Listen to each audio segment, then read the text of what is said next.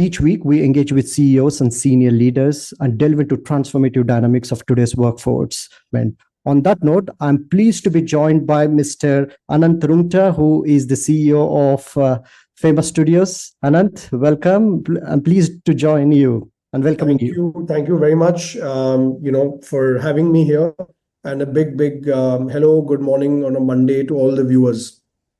Anant, you know what? This is one of the interviews which I was really excited. As I said before, I'm very much used to interviewing technology leaders, but you're one of the industry that I never have not too much of insights or knowledge, and I'm sure pretty of a lot of viewers as well. So such an amazing opportunity for them to know in terms of what your industries, in terms of technologies that are playing, and also about your leadership, your culture. So we'll get into many such topics, and of course your learnings as well, right? I mean, so on that note, Anant, I know when I looked at your profile, you're one of those Famous Studios, one of the leading media and entertainment company in India, right? If I'm right, you're the third generation in this industry. That's correct. Yes. So just can you please talk us through, Anant, in terms of your journey, what made you kind of to become an entrepreneur, and how you being the third generation, what's your purpose? And I just wanted to understand about you and yourself and your company in detail. So I think to put context, it's very important to speak about the history of Famous Studios. Yes. So it was established in 1946. So we're into our 78th year as a company, still very relevant, and offering end-to-end content-led services for the entire industry. So anyone who wants to produce audiovisual content, we play a major role in that process. So the story goes, my great-great-grandfather, he moved to Bombay from Rajasthan in the late 1800s during the British rule. And he really went about setting up different businesses around jute trade and stock trade, and there was multiple, like trading was a very big thing at the time. And I come from a Marwari background, Marwari family from Rajasthan, so it's very typical for a Marwari businessman from that generation to be a trader, trading goods and kind of just focusing on profits. That's just usually how the dynamics work in our family businesses. So what had happened was, before the partition, the land of Famous Studios, which is in the Mahalakshmi part of Bombay, which is close to the race course, it was owned by a Muslim gentleman by the name of Shiraz Ali Hakim. Okay. And he had taken a loan from my great-great-great-grandfather, and in collateral, he had put this land of Famous Studios as collateral. So just to put into context, there was no plan of ever getting into this industry. It so happened that he was unable to repay the loan, and he moved to Pakistan during the partition. Okay. And inadvertently, this parcel of land, which was unbuilt at the time, came to my grandfather, to my great-great-grandfather. And what happened was, when he got the blueprint of the construction, it was already mentioned there, okay, the plan was to build this into a film studio. So he didn't think twice. He actually continued the construction, built it, and that's how Famous Studios started. Okay. He entered the business with zero knowledge about films. Okay. But he did a lot of homework. He studied. He realized that maybe at that time, certain things like setting up an air-conditioned studio would be a big benefit.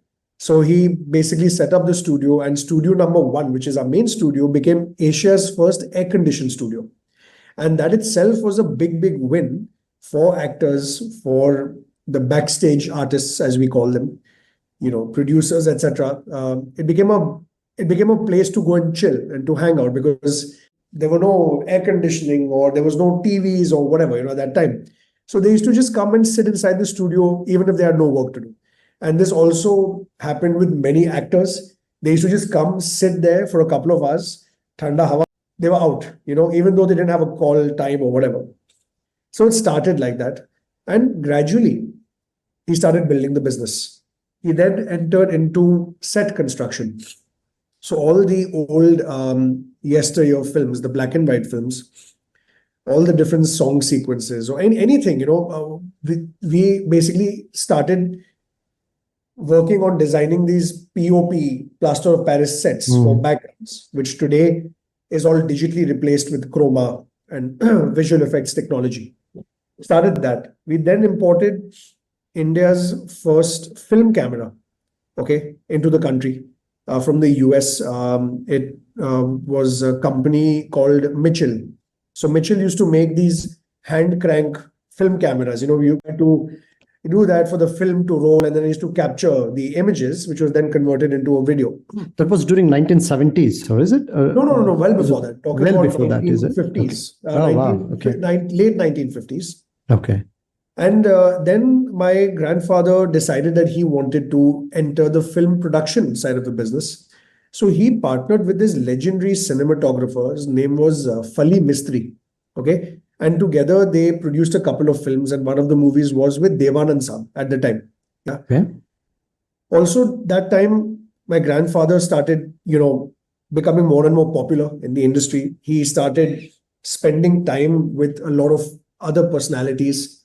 He then was a two-time president of the Indian Motion Picture Association, which is still an organization that's run very successfully. And today also as a producer, if you don't have an IMPA membership, you can't release a film.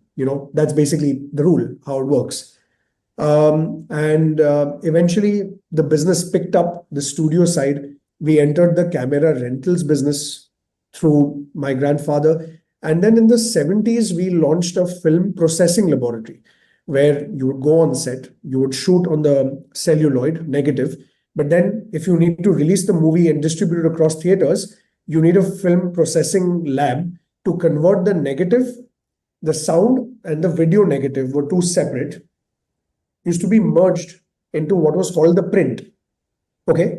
So print, another technical word for the print was a positive. So negative became two negatives became one positive. And that positive print was then distributed to multiple theaters. And then obviously the consumer or the film enthusiast would go to the cinema to watch the film. And the print was playing in the old projection systems, the real. Got it. Yes. So we had that business for about 12, 15 years. And then India went through a major economic slump. And the film industry tanked, okay? And that was a very, very challenging time for my grandfather and my father, who was then entering the business, in the late 70s, early 80s, to take on that challenge to really shut that part of the business down. So the laboratory had to shut down. We faced a lot of issues with labor because at that time, when you were running a laboratory, you're basically working with a lot of liquids, and those liquids are basically somewhere harmful chemicals. So it fell under the Labor Act. Any employee would be actually a labor. So we ran the risk of unionization, etc., etc. Eventually that did happen. We had to face that worst fear. But eventually we were able to shut it down. We got an NOC from the labor department, and then that business was shut. And we then got into post-production because the digital technology started coming in. The film industry revived. And even the TV commercials, advertising business really picked up because all of a sudden, you had all these private TV channels, the Z's of the world, Star Game, etc., etc. The TV broadcast side really picked up. There was a big broadcast boom at the time. So slowly, one after the other, in 1985, we had applied to the Information Broadcast Ministry to secure a license to set up a video services business, which in other words is post-production. So, in our studio, we still have that approval letter from the INB Ministry of 1985, saying that, Famous Studios has been given the right to set up a video services business. That's how the post-production revolution started in India. We were the first company to actually launch a one-of-a-kind under one roof facility where we offered camera for hire. We had our studio facility and the post-production. So the producers who were at that time having their offices in our main building in Mahalakshmi, all they had to do was come down, use all the facilities, turn their project around from a storyboard script to a final audio visual, and push out the tapes or the prints to the broadcasters to eventually push the advertising commercial out. That's how it used to work at the time. So Famous in the 1980s, late 80s, early 90s became the mecca of advertising. All the big agencies, all the big producers, for example, like a Prahlad Kakkar, who's a legendary ad man, all of their production houses were at Famous. They used to be there like day and day out, etc., etc. Eventually, we launched a state-of-the-art sound mixing and recording facility. The gentleman who came and designed the studio also had designed the Abbey Road Studios in the UK, which is the famous recording studio where the Beatles used to perform. Okay. Yeah. So we gave him the entry into the India market. Okay. Then we opened an animation studio in 1998 where we used to work on stop motion, clay animation, 3D animation. So the gentleman who partnered with my father at the time, Mr. Suresh, he's now become he's like the father of animation now in our country. If you look him up, you'll know how popular he is. He spent about 9 or 10 years with us, built the animation business, and then he moved on to set up his own business. So it was a very, very interesting ride. Then there was a time when film as a technology, celluloid as a technology, went out and the digital age came in, the digital cameras came in. That itself was a big change. A whole host of reintroduction, reinvestment had to happen in the technology we already had in audio and video. So there was a huge investment that went back into the company. At the same time, the talent pool grew, started training talent on new technology, started building different businesses. And by the early 2000s, we became a very, very strong name to contend with. And almost every segment of the industry was coming to Famous to process content, whether it was broadcast, TV commercials, or film at that time. Then obviously there was a string of competitors who came in. Okay, they started opening studios in different parts of the city. So that became very competitive because most of the production houses, talent, etc., started coming into Bombay from different towns.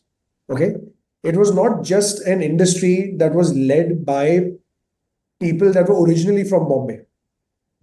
People started coming in from West Bengal, from North, from South, from different places, and they really started building the film industry and taking it to the next level. So our competition got wind of that. They understood and they started setting up other post-production VFX facilities in other different parts of town, in Andheri, in Bandra. And that's when the challenges for us really started growing. Talent that was with us for a long period of time started moving to these new companies because they were offering something more exciting, right? Got it. That's when we really felt or faced our first bout of competition in the mid 2000s. I entered the business in 2009 and I saw this was happening. And that was a time, as I mentioned earlier in our conversation, that things were very stale in the market. So what we did was we took that jump and we invested in some property in another part of town. We set up a post-production and visual effects facility there. And obviously that added to some relevance that, okay, Famous has also moved out from the main studio and they have now come to this part of town. And our business again started picking up because we were very close to our clients. The reason why I keep mentioning the geographical angle, you see, when a client comes into the studio, he's spending 6 to 8 hours a day sitting with our talent to process the content. It's not like he's giving us a call and saying, oh, I'm sending you the hard drive. Please ingest the data, start working on it and send it back to me. Every shot and frame has a deep creative meaning, output to it. Unless and until the director or the cinematographer does not sit with our talent, they will not be able to deliver the content to the brand or to the main producer on time. Because they also have to put their creative input into the edit or the visual effects or the sound mix or the color grading that happens. It's all part of the post-production process. Eventually, as I mentioned, things became stale. I got really, really frustrated with the business. And I told my father that, look, I need to step away from this comfort zone and go into an industry that I'm passionate about, but I don't know anything about the logistics. So, Fanatic Sports, which is the company that I joined as a partner, me and my cousin brother, we share a passion for sports. We share a passion of making sure that today, if we are taking a fan to watch an India-Pakistan match or a FIFA World Cup match, that they get the best seats in the house and they enjoy the experience of those 2 hours or those 8 hours. But the logistics of offering that experience, we had zero idea. Hotel bookings, transport, transfers, flights, this, that, all the 10 different things that we had to build a base and get partners from different countries where these events were happening. That was the biggest challenge that we faced, which over the course of 2, 3 years, we were able to reach some level where eventually we started offering really unique experiences to our customers. And, I would say that me and my cousin brother, we both had our own positives and negatives, but we were able to get clarity on that. So he took over certain things that he was good at. I took over certain responsibilities that I was good at. So I took over the responsibility of, for example, the whole customer experience, the customer journey while they were experiencing that event. I used to try and curate that, and deliver that experience to the customer. And most out of 8 out of 10 times, they were really happy and they would recommend us to other people. Oh, we went to the ICC Champions Trophy to England with Anant and Fanatic. I highly recommend that you guys at least take a quote from them for the next Cricket World Cup or for the next IPL or whatever it is, right? So that gave me a lot of confidence. And as I mentioned, in 2018, the media industry completely flipped for the benefit. And I came back in and, launched many, many initiatives. So, for example, in the main property we have in Mahalakshmi, we converted around 20,000 square feet of space into co-working spaces. So we have our own brand of co-working spaces called Famous Working Company, around 350 odd seats right now. And we have around 12 to 15 startups across different industries that are working from them, So that was a call that we took and it was a successful decision. We started entering the creative and production side of advertising with new technology, with new cameras, with new specialized tools. And now we work very closely with the likes of Hindustan Unilever, Pepsi, ITC. We produce TV commercials for them, but with a very strong creative angle. So when we take on the project, we're offering an end-to-end solution, not just the edit, but from production all the way till the final delivery. The client trusts us with the responsibility, and we work on at least 3 to 4 projects a month, in addition to all the other legacy post business that comes from other production houses. That project was very successful that we launched in 2018. Then 2019, we basically building that business. We entered the film and long format side of the business again, which we had not done for about 15 years, and started picking up work from clients like Hotstar, Netflix, etc., etc. We forged a couple of very, very good international relationships and partnerships with new tech companies where they were to physically set up labs of their tech in our studio in Bombay as a generic India push, So we convinced them that your India lab should be in Bombay at our facility, because we always had this additional infrastructure that could be leveraged by them and also the people visiting the lab for demos and things like that, for future tech. Unfortunately, COVID hit in 2020 March and they all pulled out of that commitment. COVID was a very, very challenging yet fascinating experience, both from a personal front, from a professional front. But the best part about COVID is we at not one point also did not pay our people salaries. We were able to maintain a certain It's amazing. salary thing. Yes, there were, out of those 24 months of COVID, there were about 6 or 7 months that we had to cut it down by 50%. But pro rata, we were able to eventually pay them all back on time, which was a very, very big. Would you say that is one of if your defining moment in your leadership style? 100%. Yeah. I would also say another very, very big challenge that came to us was in Bombay, the cases went through the roof, and so did everywhere across the country. Because we have a large space in town, open space of around, like open indoor space of around 20,000 square feet for the studio, etc. The BMC, which is the municipal body in Bombay, they approached us saying that we would like to take over your studio as a containment center. So if that would have happened, that would have destroyed our business completely. Okay. So that is something that I was able to challenge or take on from a personal standpoint in a very, very calm manner with the authorities. And we came to an agreement that our place was eventually not fit to hold patients. So that was a 3 to 4 week sleepless nights where if they would have made that a containment zone, we would have been in deep trouble. I mean, our business would have just tanked even after opening of things opening up after COVID.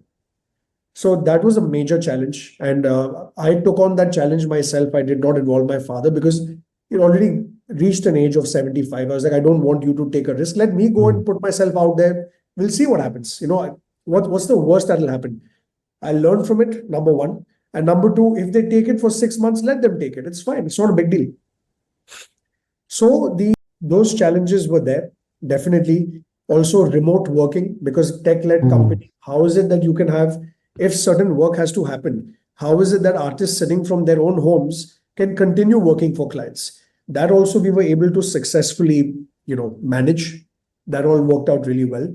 And then, after COVID left, it's just been completely crazy. We set up a third facility in Bombay where I'm sitting from right now for the film business. It's been about 14 months since we launched that facility. We've already worked on some big blockbuster films, as I mentioned, Animal, having that recognition of a Filmfare nomination as well. In 14 months, I never expected that we would reach that level so quickly, So that really builds a lot of trust within the industry. And personally, obviously, I've entered a phase where I'm trying to build relations with industry folk and trying to build a team that is very robust so that they can take over the day-to-day operations while I can actually step out of the office and actually get business for them in a plate. Ki, guys, here it is. Now I need you to deliver, And 6-7 months back, we opened a facility in Hyderabad and for visual effects. And now we're just looking at 2 or 3 new business ideas that we would like to launch in the second half of this calendar year. It's a very important, Anant, that you recognize the fact, right? As a leader, you need to create more leaders, so you get more buying time, and you focus on your strategic part of the things. And by the way, I really love the evolution, and what I learned from that is the adaptability is the key, right? Decade after decade after decade, there were so many things were happening, but you kind of, as a family business, you adapted, and now you being the third generation, now you're adapting to the tech-led business because you understood what are the shortcomings were and why you were losing talent to competitions, and you kind of bridged that gap in terms of taking your business to a tech-led, right? On that note, I wanted to understand your take. Generative AI is kind of literally is coming, and it has a profound impact on the way we live and work. Sure. I just wanted to understand how is generative AI kind of disrupting in the media industry, and what kind of talent or skills that is required to scale your business for growth. So this is obviously a very, very controversial topic in our industry, but it's coming. Okay. Generative AI is going to eventually eliminate repetitive tasks. Yes. Put it in very simple format. It is not going to replace creativity. For AI to do something for you, you have to train it. You have to train the bot on whatever platform it is, whether it's GPT or whatever. You have to train the bot. Now the thing is, talent that is existing there in the industry, it's not that difficult for them to take a quick crash course on AI, understand the benefits. Not only will it allow them to remove the repetitive tasks of their day-to-day lives in their skill set or whatever, but it will give them the time to upskill also. Yes. Right? Now, the generation that's currently working has absolutely no idea about AI. So they will have to upskill, because the next generation that is currently in tech school or in business school or even in our media entertainment institutions, they are going to already come out with the knowledge of AI because that is going to be part of the curriculum. Yes. So that challenge is 100% going to be there and is going to get even more challenging over the next 12 months. But there is a solution to that challenge. If you upskill and you learn about AI, automatically you will still stay relevant in the industry. You don't need to worry about AI taking over. AI is not going to take over. It's going to be a catalyst to provide better efficiencies. Now, very simple Got it. thing. Today, I have, say, 8 or 9 different business functions. Every business has 8 functions: marketing, sales, finance, whatever. I want to take a course in AI, even if it's a 3-day course, to understand, can I use AI to ease my day-to-day business functions, marketing, communications, systems and processes, legal, HR, whatever. Can AI help me in that? So once I get an understanding, yes, maybe I won't have to eliminate anyone, okay? But those day-to-day tasks which are there, if that technology can take over and do it, I can get my team to do something better. I can tell them, guys, stop wasting your time on all this rubbish. Spend 2-3 hours a day looking at the future. What is it that we can do? Any ideas? Do research on other people. Go on LinkedIn. Spend time. Whatever. Right? So you need to understand AI is a tool that will help solve repetitive tasks. Okay. Got it. But for creativity, you still have to give it a command. And the command that you give, it is again, AI is based on a certain platform. So GPT, for example, it will basically pull out information from the internet through Yeah. machine learning and maybe give you a solution. But creatively, you still need to creatively make your script, your story. How will AI can't do that? Because every creativity is a very subjective thing. Today, I might like a film, but you might think it's rubbish, right? But the guy who's made the film has got a certain idea about the film and the kind of message he wants to put out. So AI can't think that, right? AI will only respond to what command you give it. So it's a great that when it comes to creativity, the job is there, but what you're suggesting is upskill. On that note, Anant, from your culture standpoint, right, I would love to understand the culture of your company. What kind of development programs do you have in place for your existing workforce to upskill, or perhaps what kind of skill sets that you think you're looking for as you aspire to be kind of taking your business to growth? Yeah. So I'll be honest, because we are not a corporate organization, okay, it's a Yeah. family-run company. Usually, the development of our individuals in our company have all happened because we have thrown them in the ocean. They're being circled by sharks. It's as simple as that. Got Okay. it. Okay. You can create as many development programs, you can call as many motivational speakers, you can call as many professional trainers to your company. Unless and until that particular individual does not have the hunger to learn, they will not learn. It's Okay. very easy to say, oh, today is an HR day, and today we've got 3 people coming from outside to train you and do this and that. Trust me, 100 people in that room, there'll be only 5 or 6 of them who actually want to juice it out. Okay. So what we do is we have a different program for management, and Okay. we have a different program for talent. Okay. And our program is what?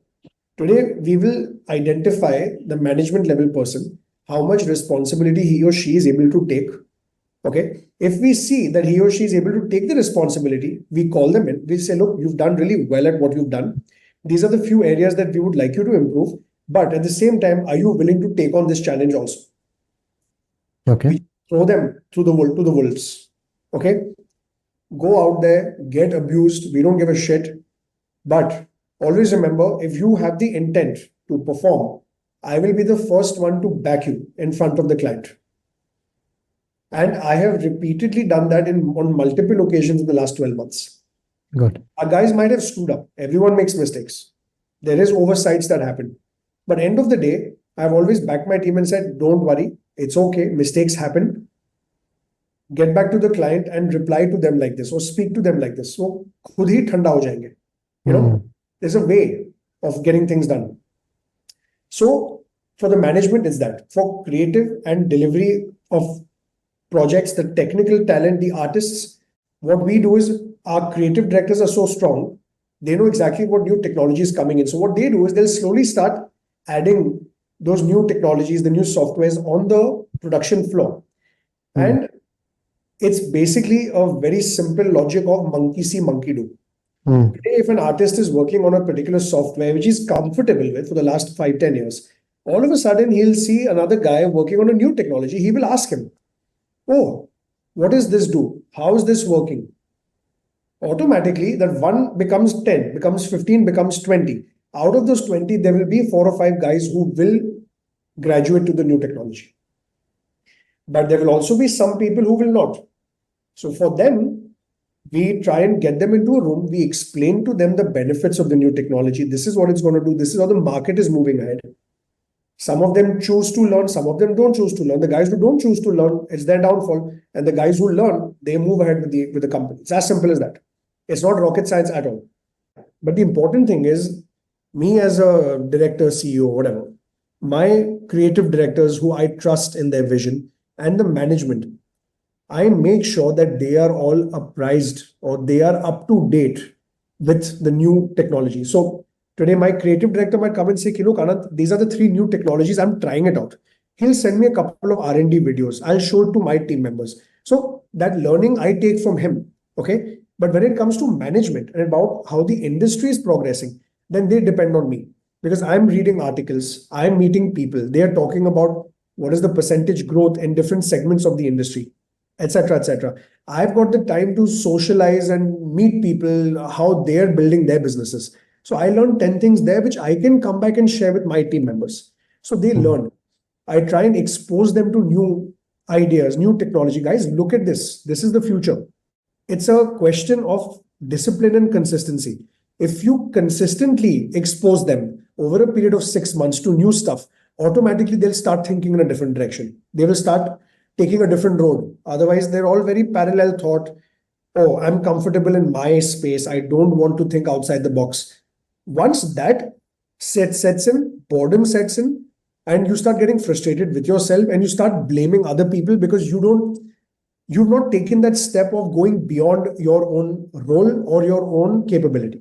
Journey, and that can lead to disengagement as well, right? If they and in fact, to be honest, Anant, the employee engagement has been one of the key topic, right? You see, I mean, the data points clearly shows that in India, almost 67% of the employees are disengaged. Correct. And what kind of what is your take on it, and in what ways you at your organizations, right, you are ensuring that your employees are engaged? As you rightly point, you have programs for your creativity, for management. How are they ensuring that your employees are engaged? Very classic. Okay. We're not doing anything special. Okay.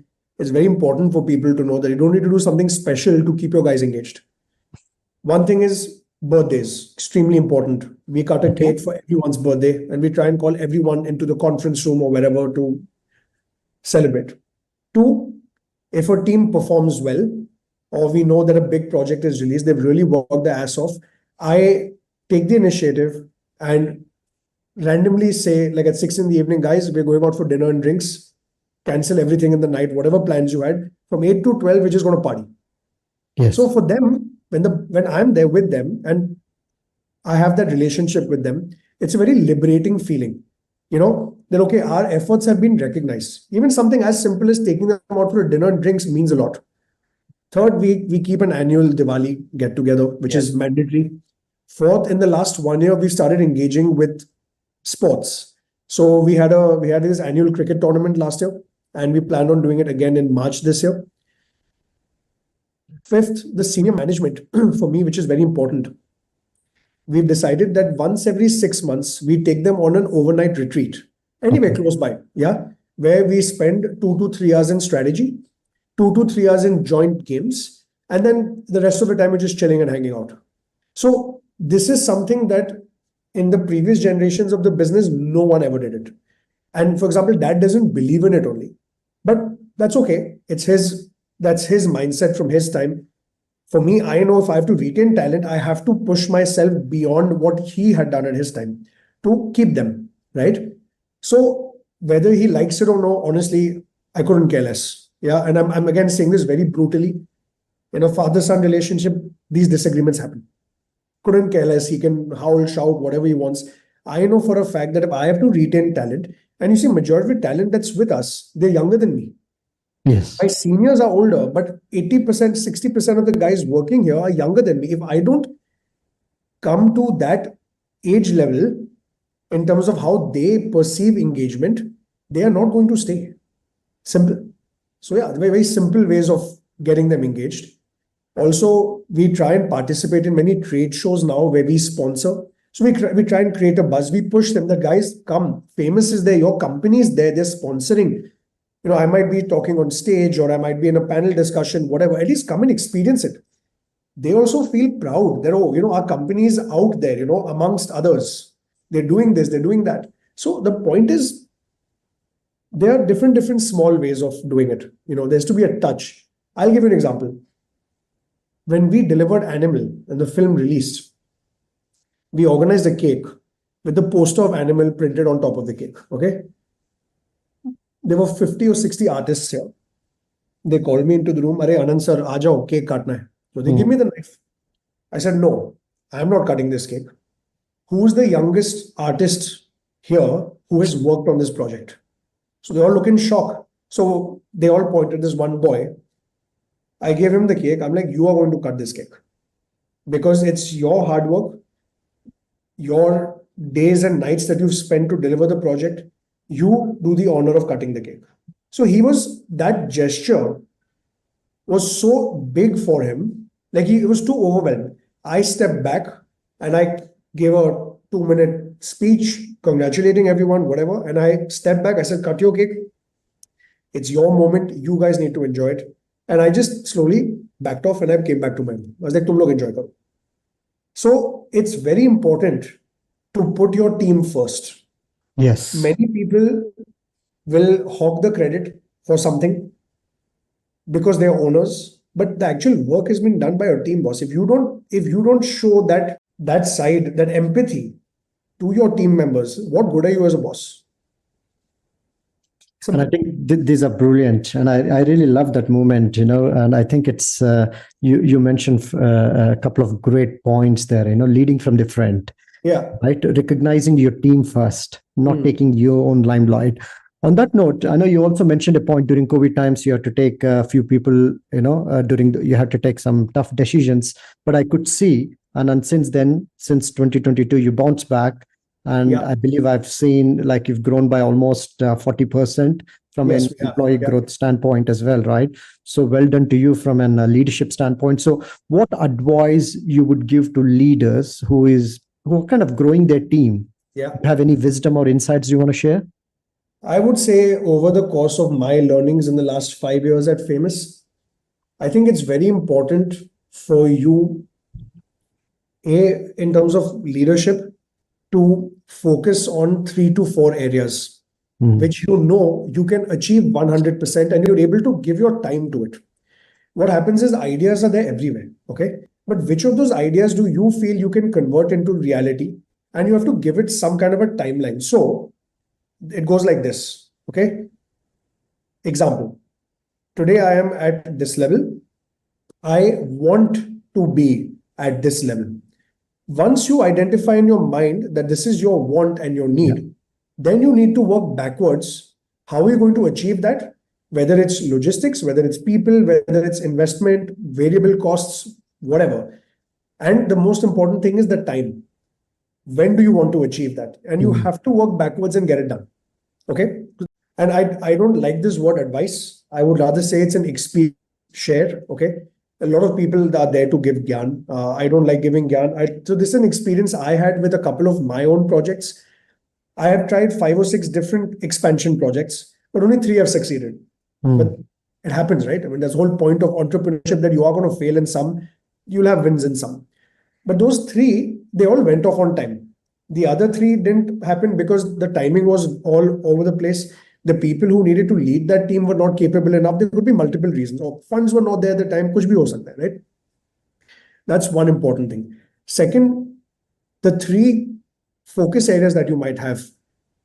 Your core team of management has to buy into that. Yes. If you feel anywhere that they have not bought into it or they're just nodding their head because you are saying it, immediately stop or replace that person with someone else or get someone else who can drive that business for you. The second experience I've had, where I've had major issues with management changes in the last 1 year, where they have come and said, we'll do this, we'll do that, but they've actually somewhere not been able to achieve that. And the same level of work ethic has not been there with them, Yes. Yeah. And what happens in that is the leader of the business or the entrepreneur, he ends up wasting time, wasting money and resources, because you're continuously paying that person to do that job, but they're not actually doing anything. So that the core team has to be very, very strong.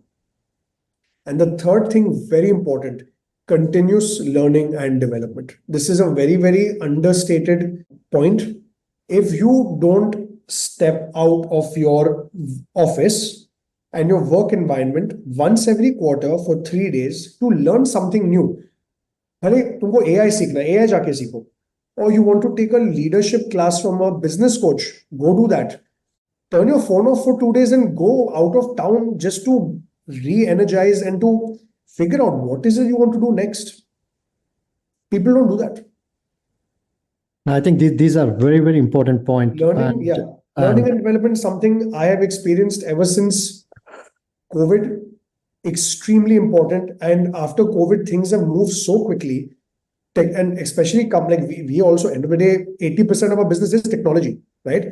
Tech moves every 6 months. If you are not going to move ahead of it, then it's the end of it. You made that interesting point. Learning and development is really, really under kind of invested, right? And I think, in fact, I would go to an extra length, spend 30 minutes of your time learning something new every day, each day. Absolutely. Right. And it's very, very important. You need to stay ahead of your competition and you own your own development. You own your own career path.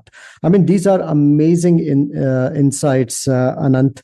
And finally, is there any wisdom that you want to share to our viewers before we close it off? But really, it's been insightful. I'm still learning. I'm still 37. I'm still learning.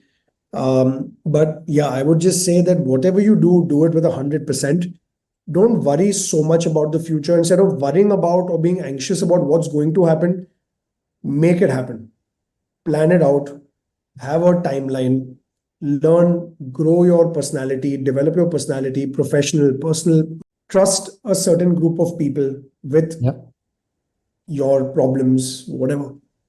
Don't feel afraid of sharing problems, because people get so consumed in themselves. They feel like, oh, if I go out and talk to people, we'll be judged. Don't think that way. Life is very short and there's so much to achieve, right? We can only do that if we have a proper communication and we have discipline, consistency. Yeah, I think it's a very straightforward thing.